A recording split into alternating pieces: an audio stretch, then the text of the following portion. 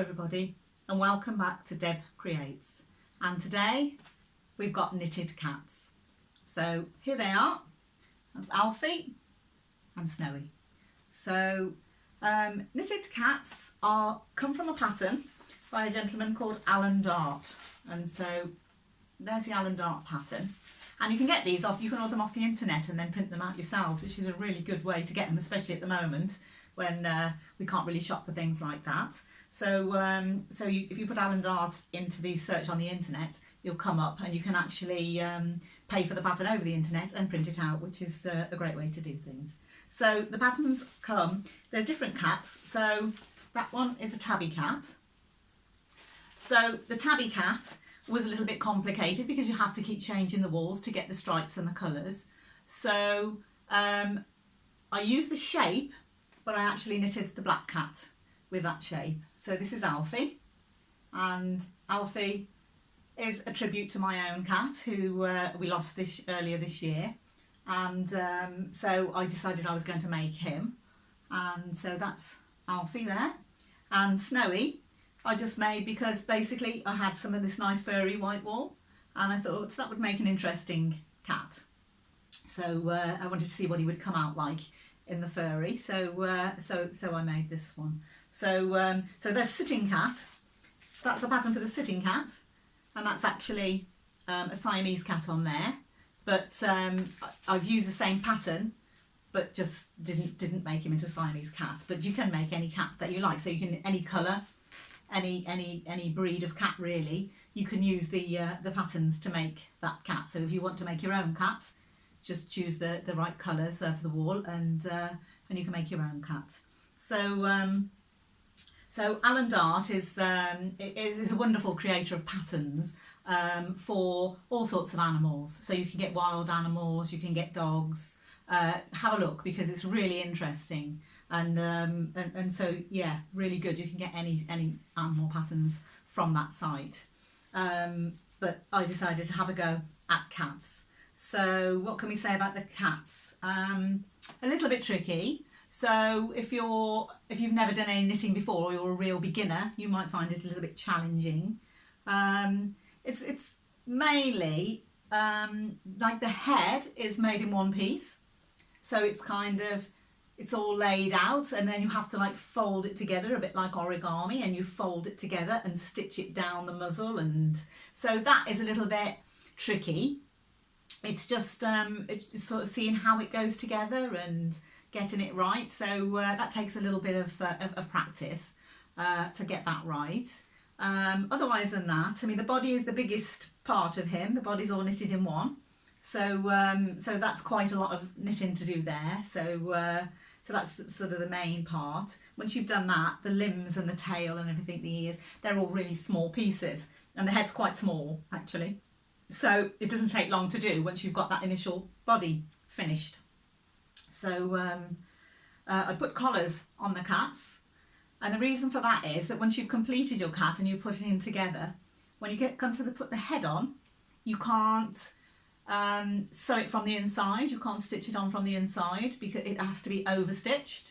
So in doing that overstitching, unless you're a really good finisher and can manage to do it invisibly, you get a little ridge around the neck where it's finished. So I put a little collar over so we don't spoil the illusion and see that his head's been stitched on. So that's what I've done. So this is a little kitten collar that I've just bought from the supermarket or the pet store. With Alfie, as I couldn't get out to get him one, I've just wrapped some shiny wool around Alfie's neck, and that gives also quite a pleasing little collar there for him. You can also knit a collar just by knitting a strip of wool and then making the collar end for it. So you can do that as well if that's easier. So I've done that before as well. The whiskers, Snowy's whiskers are just wool. I've just put the wool through from put it in one side, put it through and chop it off. So his whiskers are just the wool. But Alfie's whiskers are actually that very thin elastic that you can buy. It's sort of like about the size of a cotton reel, and you buy elastic on there, and that seems to hold up a little bit better to the shape. It gives a bit more shape. They stand out a little bit more. So that's where we got Alfie's whiskers from. Alfie has a little bit of wiring in his tail to get his tail to stand up or take shape. So, but Snowy, I didn't put anything in Snowy's, so his is just normal. But in the original pattern, the Alfie cat has a butterfly on the end of his tail. So if you wanted to do that, then you need to be able to make the tail to stand up a little bit so you can put the butterfly on. So, so that's why he's got a little bit of pipe cleaner in his tail to make that movable. But if you want a tail that you can actually put into shapes, then yes, by all means, you want to put a little bit of pipe cleaner in there to stiffen it up. The eyes, so you can get the eyes from the local craft shop. Some of the wool shops sell the eyes as well, the toy eyes. So these are particularly the cat eyes. So they've got the longer pupils in, and so I've used a nice green there for Snowy, and if he would have been the Siamese cat, he would have needed blue ones. You can get those as well. And then Alfie's eyes are very, very bright, but that's what his eyes were like. So he had these beautiful yellow-green eyes that would stare at you, and so to make it look like Alf, I've put those eyes on him. And he had a tiniest bit of white on his chest, so I just put that in with a bit of the hairy wool there, so that it does resemble Alfie as much as I could get it to. So when you stuff them, you need to stuff them quite firmly so that they sit and they hold up. So nice firm legs and good strong bodies. So Alfie is kind of like in that pose where they sit sort of almost a downward sit, whereas Snowy's nice and upright. So yeah, the ears, when you place the ears, you have a bit of fiddling around to do to try and get them in the right place and make them look right. So you just need to pin them, and then if they don't look right, you can move them back a little bit or forward a little bit. It does tell you in the pattern how many stitches to keep them apart on the head there, which is useful to know. But you still need to move them around a bit to make it look right for yourself, so that you can he looks right. And the same with the legs. You need to position them, pin them on, have a look. Is he sitting correctly? Does he look okay? If not, you unpin them, try again, and until you get him to look right.